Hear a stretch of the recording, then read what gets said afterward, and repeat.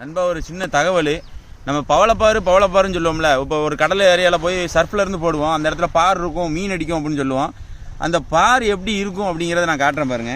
இந்த பாருங்க, நம்ம வலையுற நண்பர்கள் இவ்வளோ பெரிய பாறை கிளப்பி வச்சுருக்காங்க. இந்த பாருங்க, இப்படி தான் நிற்கும், உள்ள கொண்ட மாதிரி இப்படி நிற்கும், காளா மாதிரி.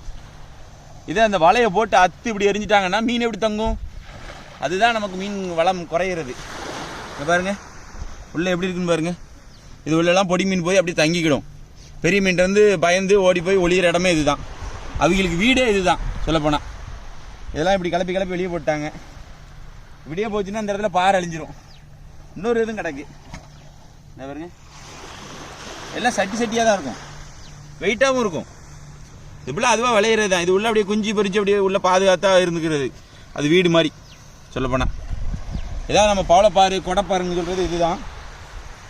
இப்படி இருக்கு பாருங்க, சும்மா டைல்ஸ்கள் மாதிரி இருக்கு, சரி வெயிட்.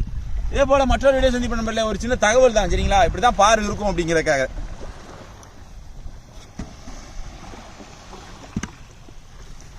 என்ன இந்த பாரு தானே உள்ள இருக்கு.